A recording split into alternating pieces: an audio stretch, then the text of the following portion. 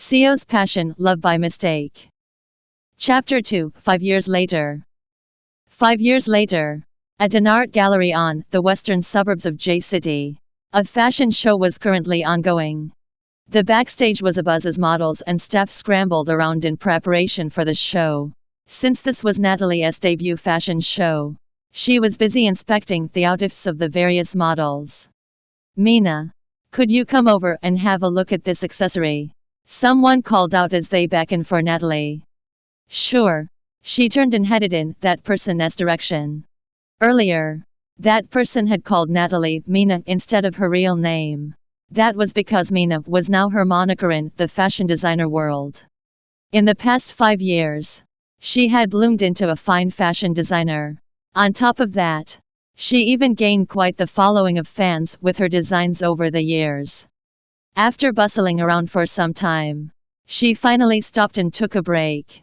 As she was taking a moment to unwind, she gazed out at the audience and observed their reactions to her designs. Suddenly, she spotted a familiar face in the crowd. "Hold on. Isn't that Jasmine? What is she doing here?" From where she was sitting in the audience, Jasmine appeared to be quite restless. She kept whispering to her assistant, "Well, have you found out whether she is coming or not?" Her assistant, Penny, replied, "Jasmine, from what I've found out, this is Mina's solo debut. Besides, I can also confirm that she is definitely back. So she'll appear for sure." Despite what Penny said, Jasmine was not as confident inwardly. After all, Mina was quite the enigma. All this while, she always kept a low profile and never appeared in any public places. Thus, it was already a miracle that Penny was able to find out about her return. Soon after that, all the models came back onto the runway for their final strut and lined up in one row, indicating that the fashion show was nearing an end. Yet, the center stage where the designer usually stood remained empty. Jasmine craned her neck and tried her best to see if Mina was walking out from backstage. But there was no sign of her anywhere. As the models made their exits, the crowd gave their final applause, marking the end of the fashion show. However, Mina was still nowhere to be seen. After the audience left, only Jasmine and Penny remained. And at that moment, Jasmine's face was already purple with anger. Nowadays, she was one of the most prominent members of the fashion industry. But at the same time, her fame was a hot topic of debate. That was because back then, she had only gotten first place in the fashion contest because of her connection to Shane. Even with the support of the Thompson family, a lot of people still doubted the quality of her work. They did not think that she deserved her fame.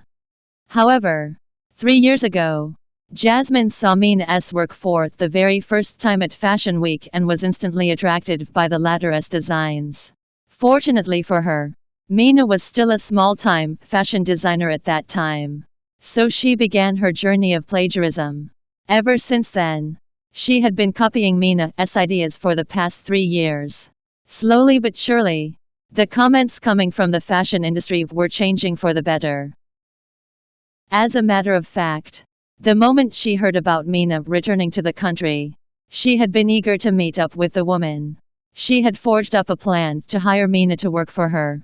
After all, she could not keep on stealing her work. But unfortunately for them, Mina was incredibly elusive, and they were not able to even catch a glimpse of her today. With her head hung in disappointment, Jasmine headed to the washroom to freshen up. Just as she was exiting, she spotted a woman in casual clothing walking toward her. The sight of that familiar face sent a tremor of shock through her.